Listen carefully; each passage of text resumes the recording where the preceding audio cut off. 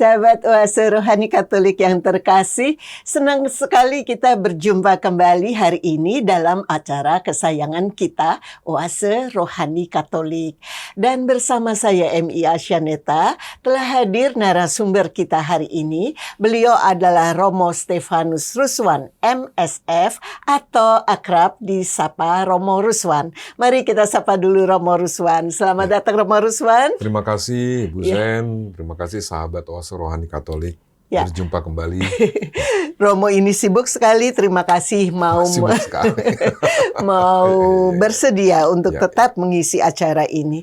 Ya, sahabat Oase Rohani Katolik yang terkasih, sebagaimana biasanya acara akan dibuka dengan doa yang akan dipimpin oleh Romo Ruswan. Silakan Romo. Marilah kita mempersiapkan hati dan budi kita untuk mendengarkan sabda Tuhan. Dalam nama Bapa dan Putra dan Roh Kudus. Amin. Allah Bapa Maha Mulia, Engkau telah menyediakan kediaman yang pantas bagi Roh Kudus dalam hati Santa Perawan Maria. Limpahkanlah rahmat-Mu, agar berkat doa Santa Perawan Maria, kami pun layak menjadi bait kemuliaan-Mu dengan pengantaraan Tuhan kami Yesus Kristus, yang hidup dan berkuasa bersama Dikau dan Roh Kudus, kini dan sepanjang segala masa. Amin. Amin. Dalam nama Bapa dan Putra dan Roh Kudus. Amin. Aku bersukaria dalam Tuhan. Bacaan dari kitab Yesaya. Beginilah firman Tuhan. Keturunan umatku akan terkenal di antara bangsa-bangsa, dan anak cucu mereka di tengah-tengah suku-suku bangsa. Sehingga semua orang yang melihat mereka akan mengakui bahwa mereka adalah keturunan yang diberkati Tuhan. Aku bersukaria di dalam Tuhan, jiwaku bersorak-sorai di dalam Allahku.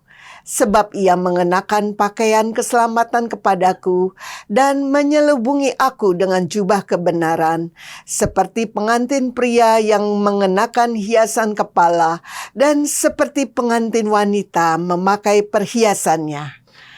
Sebab seperti bumi memancarkan tumbuh-tumbuhan dan seperti kebun menumbuhkan benih yang ditaburkan, demikianlah Tuhan Allah akan menumbuhkan kebenaran dan puji-pujian di depan semua bangsa.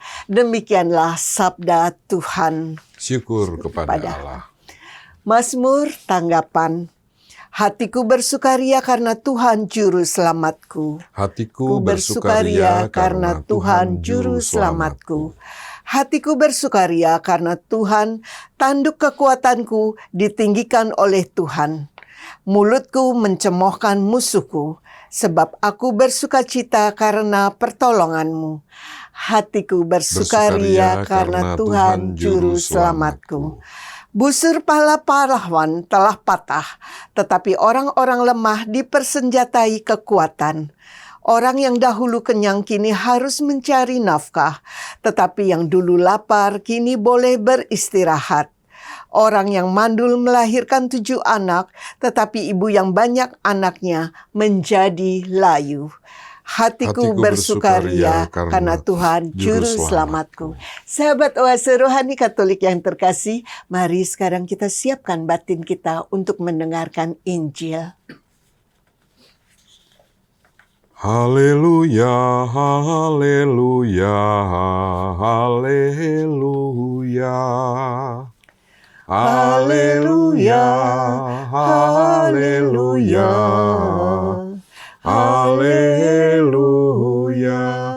Maria menyimpan segala perkara dalam hatinya dan merenungkannya. Haleluya, haleluya, haleluya. Tuhan bersamamu dan bersama rohmu. Inilah Injil suci menurut Lukas. Dimuliakanlah Tuhan. Tiap-tiap tahun pada hari raya Paskah, orang tua Yesus pergi ke Yerusalem.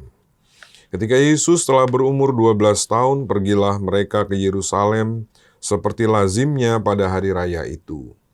Selesai hari-hari perayaan itu, ketika mereka berjalan pulang, tinggallah Yesus di Yerusalem tanpa diketahui orang tuanya, karena mereka menyangka bahwa Yesus ada di antara orang-orang seperjalanan mereka. Berjalanlah mereka sehari perjalanan jauhnya, lalu baru mencari Dia di antara kaum keluarga dan kenalan.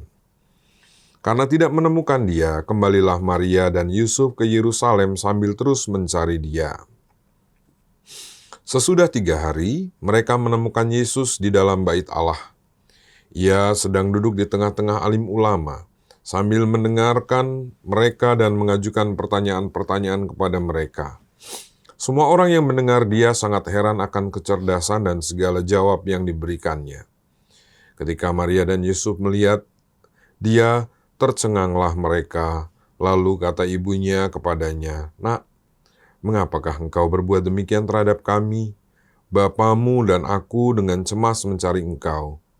Jawab Yesus kepada mereka, "Mengapa kamu mencari aku? Tidakkah kamu tahu bahwa aku harus berada di rumah Bapakku?" Tetapi mereka tidak mengerti apa yang dikatakan Yesus kepada mereka. Lalu Yesus pulang bersama-sama mereka ke Nazaret, dan Ia tetap hidup dalam asuhan mereka, dan ibunya menyimpan semua perkara itu di dalam hatinya. Demikianlah sabda Tuhan.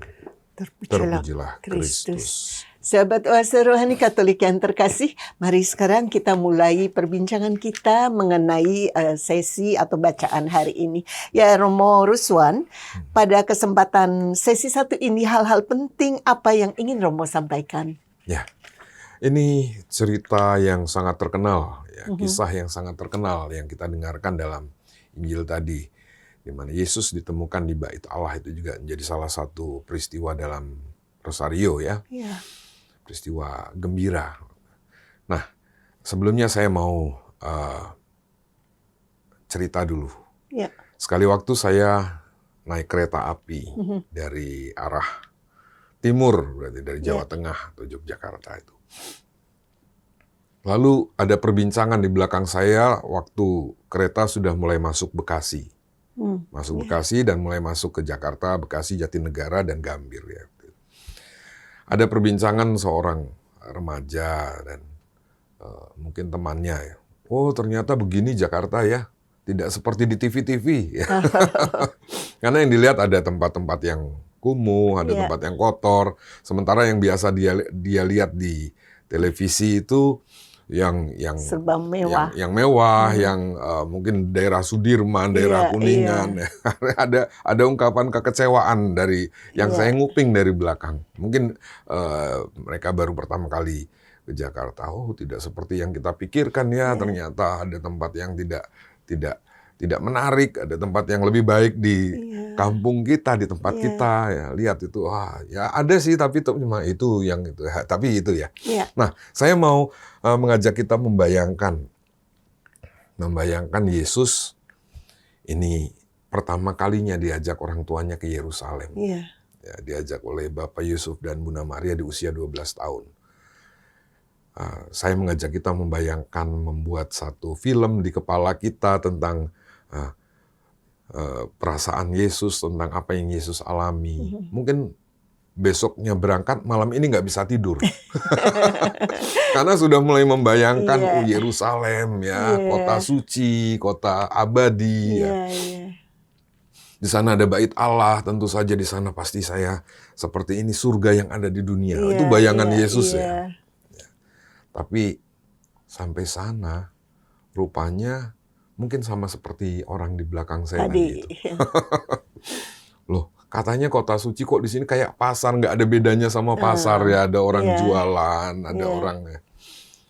Lalu begitu masuk ke daerah, mungkin lebih dalam lagi, kok di sini ada perdebatan antara orang Farisi dengan orang Saduki, ada perdebatan tentang kebangkitan, ada dan lain sebagainya. Semakin mungkin ada rasa kecewa, heran, ada rasa ini perdebatan teologis, surganya di mana ini, kok katanya adem ayem, lalu di sini ada orang yang ini nggak boleh masuk karena kamu belum tahir atau kamu masih haram dan lain sebagainya. Loh, ini kok ada penolakan, itu kan kita membayangkan betapa Yesus pada saat itu terkejut, ya, mungkin. terkejut, ada unsur kecewa, ada unsur sampai dia memberanikan diri mungkin tanya pada katanya bait suci kok pada tua-tua jemaat yang saat itu ada di situ lah, di situ. Saya ngajak kita membayangkan itu ya. Membayangkan itu. Bisa apa yang dialami oleh Yesus pada saat itu. Tapi saat itu pun Tuhan Yesus oke, ini belum saatnya. Artinya ada menahan diri. Saya harus membekali diri. Harus membekali diri. Mungkin pada saatnya nanti aku akan datang kembali ke sini. Dan benar. Betul. Ya, setelah usia yang pantas dan layak dalam tradisi Yahudi ya 30 tahun ke atas dia mulai Yesus marah di bait Allah, lalu menyampaikan pesan tertentu, lalu dia berhadapan dengan orang-orang Farisi, orang-orang yang pada saat itu sedang berkumpul, yang dia dia cuma melihat, sekarang dia mulai mulai beraksi, ada waktunya. Artinya Yesus tidak spontan, Yesus itu strategis, Yesus itu bisa menahan diri sama seperti ibunya Maria yang hari ini kita peringati.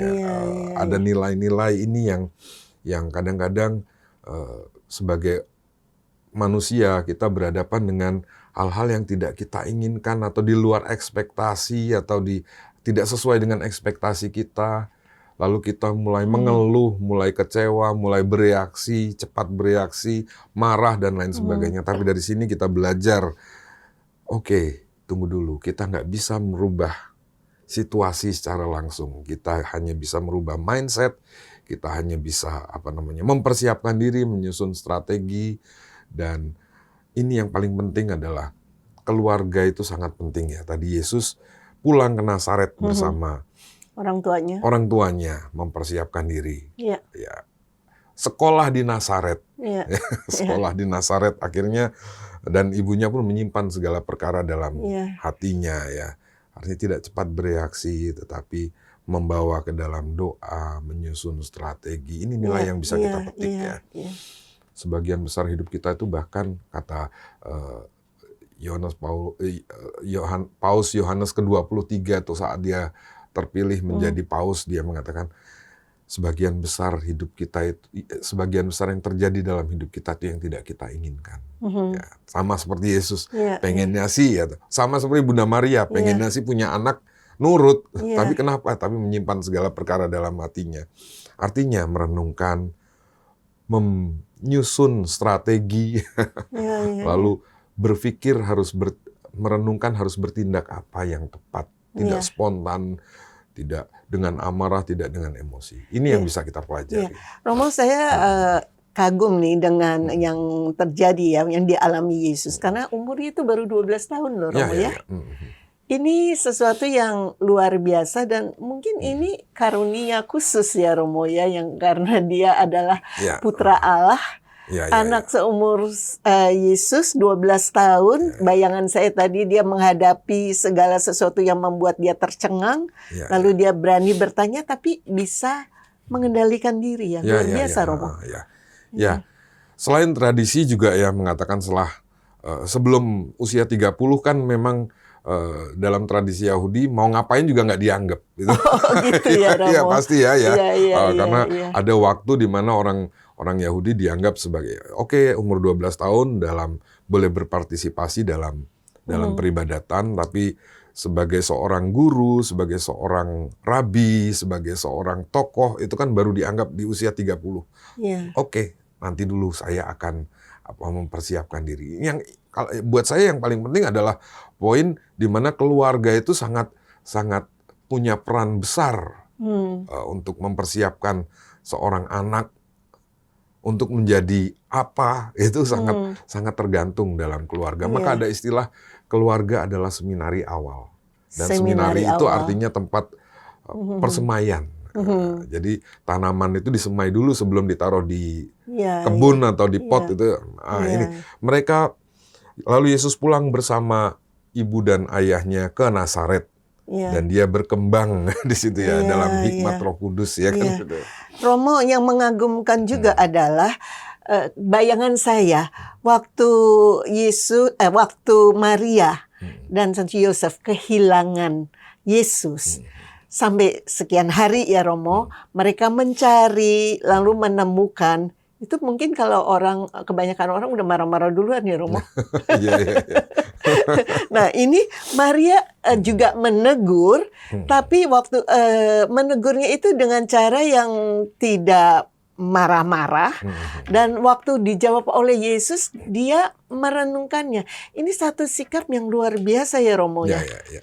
Boleh Romo mungkin bisa sampaikan di sini apa yang Romo perhatikan dalam kehidupan sehari-hari sekarang. Ya, kalau kita belajar dari keluarga kudus, kita belajar dari Yusuf, kita belajar dari Maria, terutama yang hari ini kita sungguh peringati. Seperti tadi yang dikatakan oleh Paus Yohanes ke-23 atau Roncalli, itu namanya Angelo Roncalli, kalau nggak salah, Roncalli.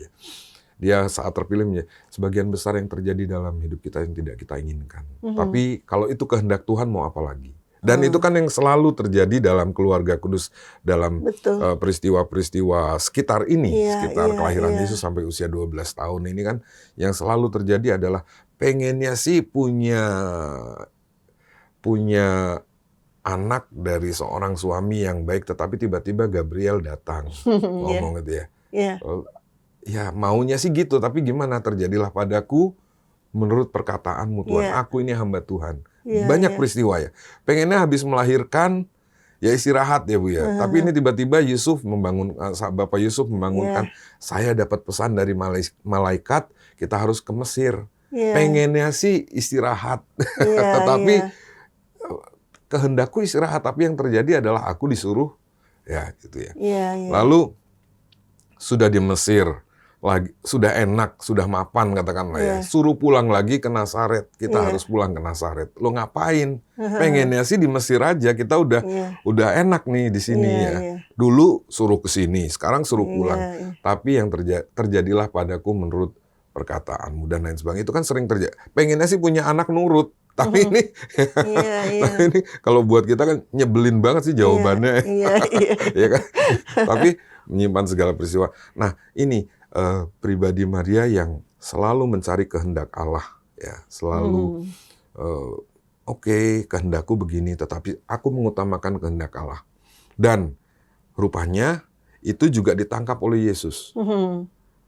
Aku ini hamba Tuhan, terjadilah padaku menurut perkataanmu, diulangi oleh Yesus di mana itu, di Taman Getsemani. Betul. Ya, ini hasil sekolah dari Nazaret ini loh ya.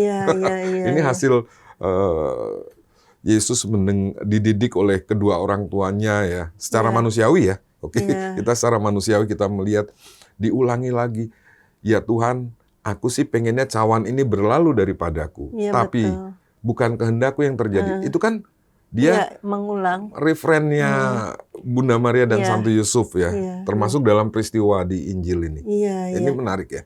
Ya buat kita pengennya sih punya pasangan yang ganteng terus, cantik terus, nurut terus ya kan. Tapi 20 tahun perkawinan, mulai ada penyakit inilah, mulai ngurusin inilah, mulai ada masalah inilah. Tapi kehendak Tuhan adalah aku menjadi pendamping dia. Pengennya sih punya anak yang ya nanti kalau udah dewasa jadi bisnismen, pengusaha, jadi ya enak banyak uangnya. Tapi kok tiba-tiba pengen masuk seminari anaknya. Ya, dari sini kita belajar melihat apa sih kehendak Tuhan. Itu ya, mencari kehendak Tuhan. Di sini saya perhatikan ada dua hal ya paling enggak yang benar. Bahwa tadi yang Romo katakan, sebagian besar yang terjadi dalam hidup kita itu belum tentu yang keinginan kita. Itu satu. Nah, bagaimana menyikapi secara bijak ya, kembali meniru Bunda Maria yang tidak langsung frontal, tidak reaktif, tidak emosional, tapi mengendapkan dulu dan selalu berpikir terjadilah segala sesuatunya menurut kehendak Allah. Ini orang kalau bisa melakukan ini luar biasa, Romo. Aman, tentram. Iya. Contoh nyata aja, pengennya sih saya udah spare time 45 menit sampai sini tadi tuh ya. Pengennya sih jam 11 sampai sini, tetapi ternyata di luar kebiasaan ada macet di sana sini. Tapi apa saya harus marah, klakson terus kan ya nggak. Apalagi nanti kalau orang sekarang zamannya apa-apa diviralkan, nah, Di-upload. seorang Romo pakai ini ngamuk atau nggak sabaran kan nggak enak juga. Nah, artinya itu hal-hal praktis yang biasa kita buat di rumah ya. Ada sabar, lemah lembut, rendah hati, itu udah tiga hal. Sabar tuh ya ini tadi ya, tidak mudah bereaksi terhadap apa yang terjadi di luar kita, walaupun itu tidak kita kehendaki. Itu sabar. Pas Bunda Maria itu kan menyimpan segala perkara dalam hatinya. Ini ada apa sih, kok anak ngomong ini apa? Kurang apa saya mendidik? Itu kan juga mungkin juga berpikiran seperti itu seorang manusia. Iya, kata penting sekali tadi, pengennya ini tapi yang terjadi kan ini gitu ya Romo. Nah, tapi Romo kan nggak selalu orang semudah itu ya Romo. Ada orang-orang yang punya pengharapan tinggi gitu. Dan pengharapan itu tidak selalu jelek. Ya Romo, misalkan dia ingin berpengharapan anaknya bisa dididik dengan baik gitu. Tapi tiba-tiba anaknya itu bandel luar biasa misalkan. Nah, Romo mungkin punya tips bagaimana kita menyikapi hal-hal yang kepinginnya kita baik kok seolah-olah kok tidak dikabulkan gitu loh Romo.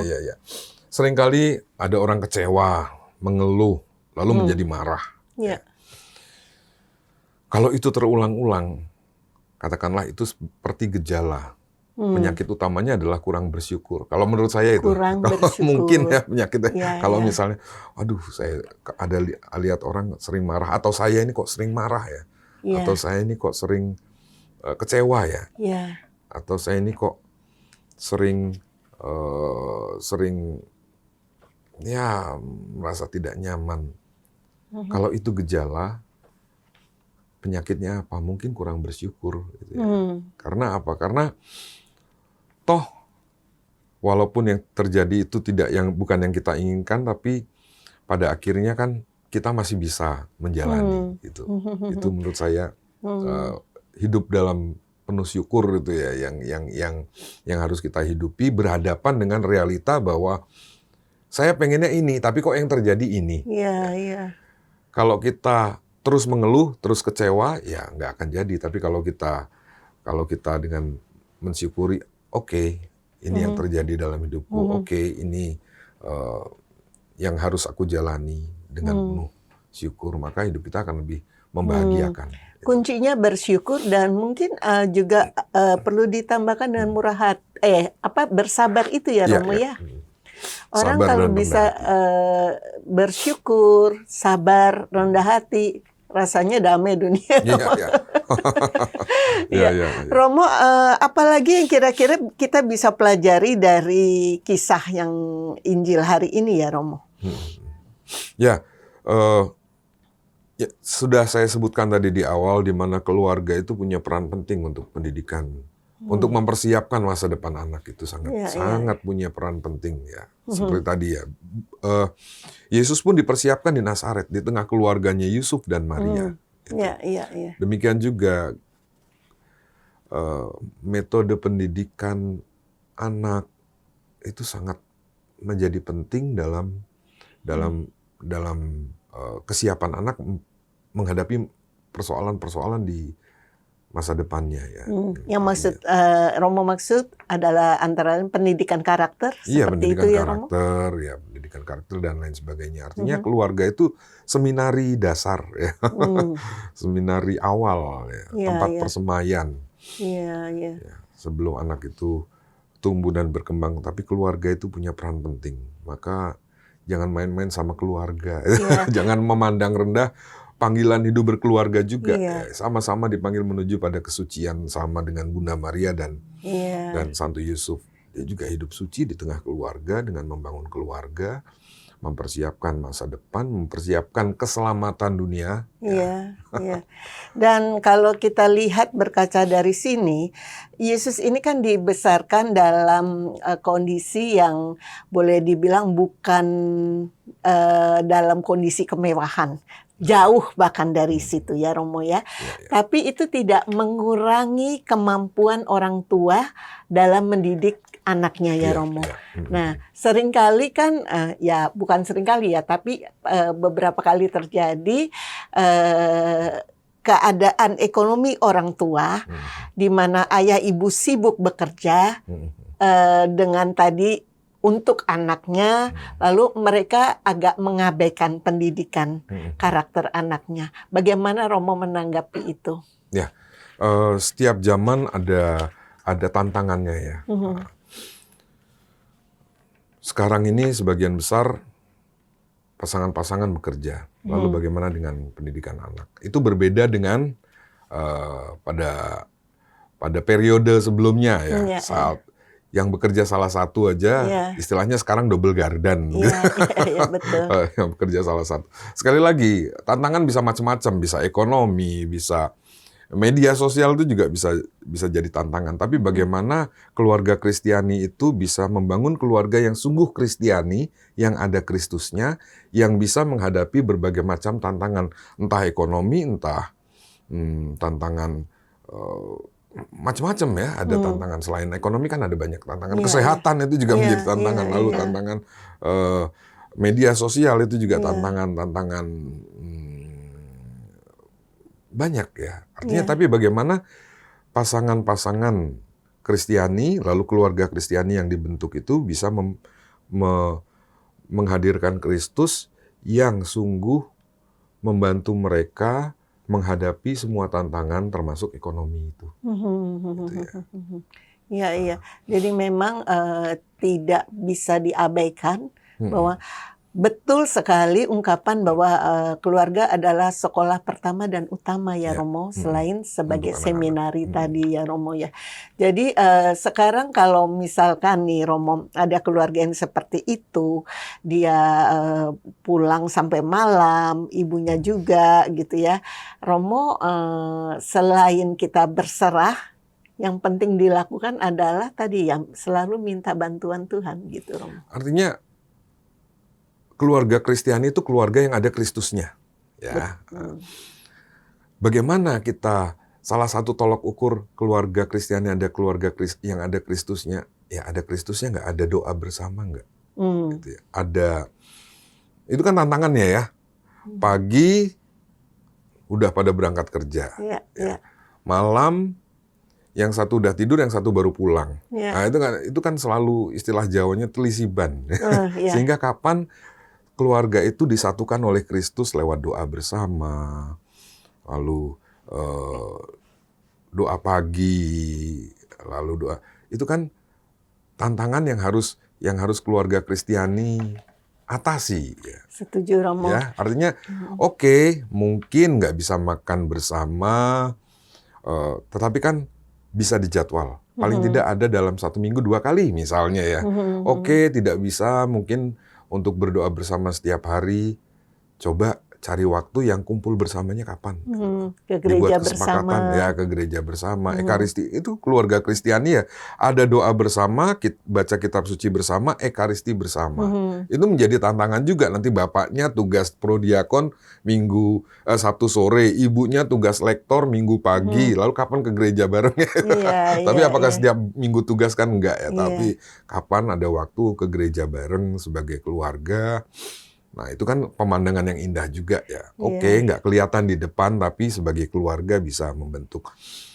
Oke, tidak setiap hari bisa doa keluarga, tetapi kita cari waktu mungkin weekend, Jumat malam mungkin bisa pulang lebih awal atau tidurnya agak belas supaya jam 9 bisa kumpul bersama dalam keluarga misalnya. Itu kan hal-hal praktis ya. Kembali ke tekad ya Romo ya. Iya, kembali kesepakatan dan keinginan, niat untuk bisa melakukan itu semua. Ya, karena keluarga Kristiani adalah keluarga yang ada Kristusnya, gitu aja. Lalu Kristusnya di mana? Ya dalam doa bersama, ekaristi bersama, baca kitab suci bersama. Iya, baik Romo, sayang kita harus henti sejenak.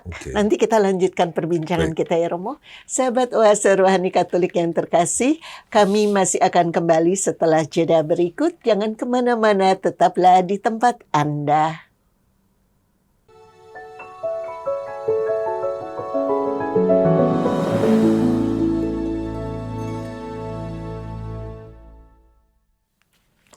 Sahabat Oase Rohani Katolik yang terkasih, terima kasih masih bersama kami di acara kesayangan kita. Masih bersama dengan Romo Stefanus Ruswan MSF dan saya MIA Shaneta.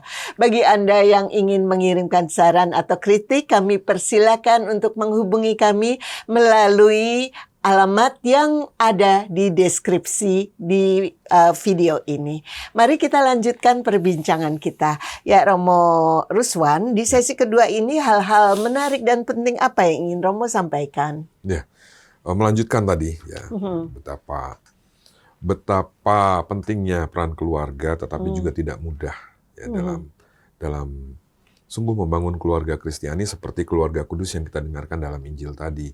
Sehingga bisa mempersiapkan seorang anak Yesus Kristus untuk menjadi seorang penyelamat dunia dalam proyek besar karya keselamatan Allah ini. Nah, banyak keluarga-keluarga baik dalam kitab suci, tetapi hanya keluarga Yusuf dan Maria yang disebut keluarga kudus. Ya. Keluarga kudus pasti mengacu pada keluarga Yusuf dan Maria. Kenapa? Karena mereka menjadikan Yesus karena ada Yesusnya itu. Dan mereka menjadikan Yesus sebagai pusat dalam hidup keluarga. Nah sekarang kita, keluarga-keluarga di masa kini itu disebut sebagai keluarga Kristiani. Nah harusnya keluarga-keluarga Kristiani adalah keluarga yang ada Kristusnya dan menjadikan Yesus sebagai pusat dalam hidup keluarga. Maka penting sekali tadi ya, doa, baca kitab suci bersama, ekaristi bersama. Itu sudah menjadi tantangan ya. Sebelum kita ngomong tentang ekonomi, sebelum kita ngomong tentang tantangan media sosial bagi keluarga, atau tantangan media elektronik bagi keluarga, atau tantangan sudah kita untuk doa bersama aja udah jadi tantangan sekarang. Kapan nih keluarga-keluarga saat ini untuk mengadakan doa bersama ya seperti tadi ya. Tetapi yang paling penting adalah tantangan secara umum menjadikan Kristus sebagai pusat hidup keluarga Kristiani itu satu tantangan tersendiri. Nah, kan tadi dibilang keluarga Yesus ini adalah keluarga kudus ya, Yesus, Maria, Santo Yosef, Yusuf, Maria adalah keluarga kudus gitu Romo. Nah mungkin ada aja orang yang berpendapat Romo, nah itu kan memang keluarga ada Yesusnya di situ. Nah sekarang bagaimana dengan keluarga-keluarga lain yang maksud saya tadi sudah tahu tantangannya di situ.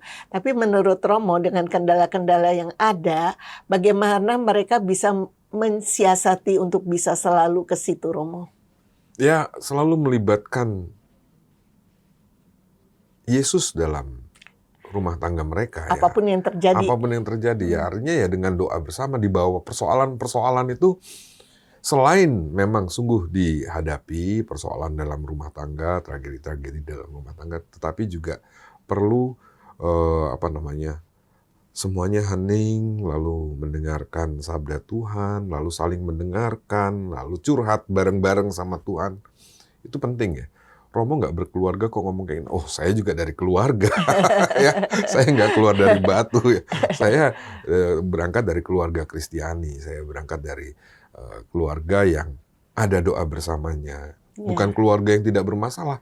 Selalu ada masalah, tapi bagaimana kedua orang tua saya waktu itu mengajak doa bersama, lalu membicarakan masalah itu, menutup dengan doa, lalu membiarkan Roh Kudus juga bekerja. Itu menurut saya masih tetap relevan kapanpun ya. Doa bersama dalam keluarga, ekaristi bersama, lalu itu masih sungguh amat relevan. Curhat, misalnya, terima kasih Tuhan kau memberikan ayah saya anak-anak yang sehat, ya walaupun nakal tadi saya sempat marah, mohon maaf, tapi itu kan curhat, saya nggak bisa bantah ya. Enggak kok nggak nakal kan, nggak konteksnya doa ya, tapi kan tapi ada harapan yang secara sederhana yang saya bisa tangkap itu, tetapi juga melibatkan Tuhan.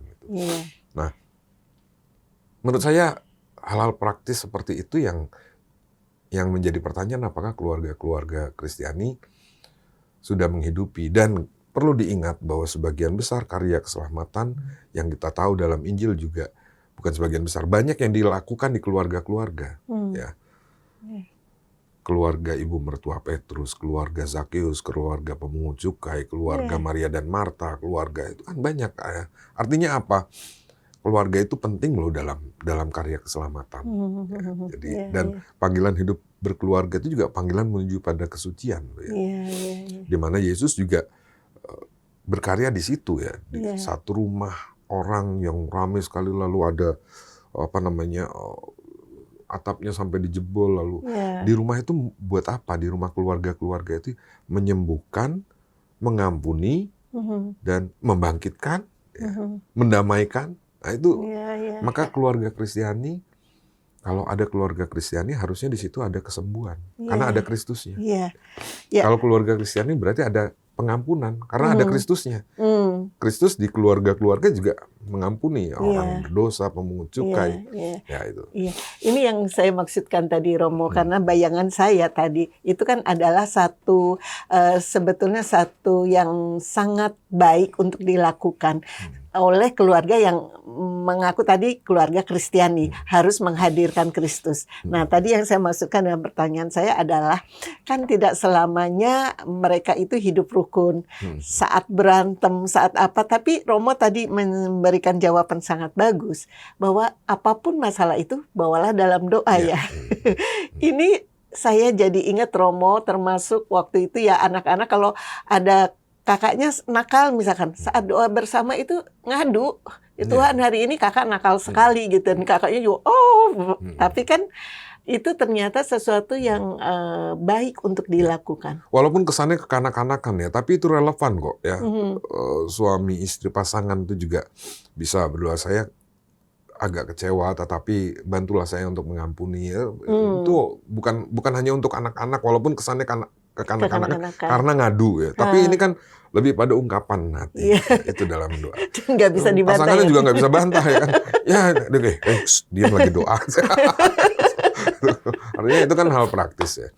Tapi yang mau saya katakan bahwa kalau ada Kristusnya dalam rumah tangga, untuk ngecek ada Kristusnya apa enggak, itu ada pengampunan nggak? Ada kesembuhan nggak? Ya. Kalau ada Kristusnya pasti dalam keluarga itu ada kesembuhan. Bukan saling menyakiti, itu loh intinya. Ya. Kalau ada Kristusnya itu pasti ada pengampunan. Bukan saling menghakimi, itu loh maksudnya. Karena kenapa? Yesus di rumah-rumah itu ya menyembuhkan, ya mengampuni, ya mendamaikan. Maria dan Marta itu kan lagi betul. itu kan didamaikan ya. Artinya ya semuanya mendapatkan bagian masing-masing. Itu juga ada kedamaian nggak di situ? Maka kalau belum ada pengampunan, belum ada penyembuhan, belum ada kedamaian, mungkin belum ada Yesusnya.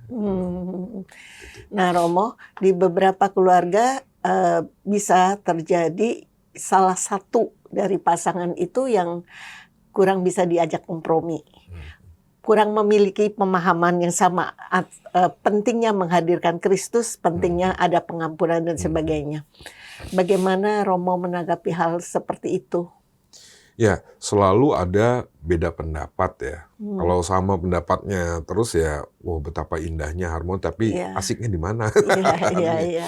Ini yang pemahaman kan sejak awal ada satu visi, membangun keluarga Kristiani. Nah, keluarga Kristiani yang seperti apa itu yang harus disamakan ya. Keluarga yang ada Kristusnya. Jangan sampai yuk kita membangun keluarga yang penting nikah di gereja udah. Enggak, itu enggak cukup ya. Itu kurang ya, tapi bagaimana kita membangun keluarga Kristiani, keluarga yang sungguh ada Kristusnya, dan bagaimana kita menjaga Kristus supaya tetap tinggal dan menyediakan ruang Roh Kudus ya. Menarik bahwa di mana-mana di Indonesia ini, di rumah orang Bali itu ada sangga, ya. Pojok rohani katakanlah itu. Di rumah orang Flores itu ada sudut doa, ada lilin, ada orasi, ada tempat. Di rumah orang Jawa itu ada namanya sentong, itu ruangan khusus untuk keluarga Kristiani juga harusnya punya. Ya, satu ruangan tempat Roh Kudus bekerja, bukan ruang dalam arti ruang, tetapi mungkin doa bersama, mungkin duduk bersama, deep talk istilahnya kalau zaman sekarang antara anak dengan orang tua, antar pasangan itu penting. Dan biasanya itu saat makan ya, saat makan bersama. Persoalannya Jangankan doa bersama, makan bersama aja susah. Tapi Iya. kalau kita mau menjadwal, ya, semua dari dulu sampai sekarang dan siapapun sehari 24 jam. Ini kan soal manajemen waktu keluarga ya. Ada manajemen keuangan keluarga, manajemen waktu keluarga juga penting saya rasa. Iya, Gitu. ini sesuatu yang kadang terlupakan atau terabaikan, Romo, bahwa manajemen waktu itu penting karena waktu dari dulu juga 24 jam sehari, Ya, dan keluarga yang berhasil pun waktunya juga 24 Ya, jam, yang tidak ya, berhasil pun ya. tetap sama ya, Romo. Artinya kan ini soal manajemen. Iya, iya, Manajemen iya. waktu ya. Iya, iya, iya. Manajemen waktu keluarga Kristiani. Iya. Nah, tadi kan Romo juga menyebutkan gitu pentingnya peran keluarga dalam mendidik anak ya, Romo ya. Nah, sekarang ini kan yang terjadi adalah seringkali anak itu merasa jauh lebih update nih di soal teknologi dan sebagainya gitu ya, Romo ya. Sementara orang tua juga yang dibilang sekarang banyak gaptek gitu ya, Romo. Nah, kadang kala anak itu misalkan nih, Romo, saya pernah jumpai anak di gereja nih main handphone. Ditegur orang tuanya, alasannya dia bacaan dari situ gitu. Nah, sikap-sikap bijaksana apa yang bisa kita arahkan untuk menghadapi antara lain situasi seperti itu? Kan nggak semua orang bisa kayak Bunda Maria menyimpan dalam hati gitu. Ya, ya. Ya, prinsipnya yang tua rendah hati, yang muda tahu diri. Itu aja sih. Kalau soal Ya, itu kan ya. dari dulu ya, bukan hanya sekarang ya. Dalam tema yang berbeda. Kalau sekarang Ya. tema handphone ya, nggak boleh. Kan ada kitab sucinya ya kan. Sebenarnya kan persoalan antara tua dan muda itu kan, bahkan kemerdekaan Indonesia aja Soekarno diculik oleh yang muda, yang tua bilang sabar, nggak usah. Ya kan, itu kan soal. Tapi kan pada ini kalau yang tua rendah hati, yang muda tahu diri, saya rasa perbedaan-perbedaan tua muda itu bisa sekarang apalagi ya, ada Gen Z, Gen X, Gen Y, ya ada baby boomer yang masih hidup. Itu kan itu kan soal ini aja ya, soal ya kalau mau dibuat konflik semua generasi bisa punya gaya sendiri-sendiri, tapi bagaimana itu tadi? Ya, intinya yang tua juga harus mau rendah hati. Entah belajar, entah memahami. Yang muda juga tahu diri lah ya. Ya, baik. Sayang kita sudah habis nih waktunya, Romo Ruswan. Kita harus akhiri acara kita di sini. Sahabat Oase Rohani Katolik yang terkasih, demikian perbincangan kita, dan acara ini seperti biasa akan ditutup dengan doa dan berkat melalui Romo Ruswan. Silakan, Romo. Marilah kita berdoa. Dalam nama Bapa dan Putra dan Roh Kudus. Amin. Puji syukur bagimu ya Bapa atas sabdamu sebagai penuntun hidup kami dan tongkat bagi perjalanan peziarahan kami di dunia ini. Semoga sabdamu dapat kami resapi, dapat kami laksanakan, dan akhirnya bisa kami wartakan dalam hidup kami sehari-hari, di dalam pekerjaan kami maupun di tengah keluarga dan masyarakat. Semoga dengan mewartakan sabdamu, kelak kami dapat bersatu juga dengan Putra-Mu Yesus Kristus, Sang Sabda, yang adalah penyelamat kami kini dan sepanjang masa. Amin. Tuhan bersamamu. Dan bersama Roh-Mu. Allah Bapa yang Maha Kasih memberkati dan melindungi kita, Bapa, Putra, dan Roh Kudus. Amin. Terima kasih Romo sudah hadir di sini. Sahabat Oase Rohani Katolik yang terkasih, demikian perbincangan kita kali ini. Semoga banyak manfaatnya bagi Anda semua. Romo Stefanus Ruswan, MSF, dan saya MIA Shaneta, pamit undur diri. Selamat melanjutkan aktivitas Anda. Jangan lupa untuk selalu bahagia dan salam damai.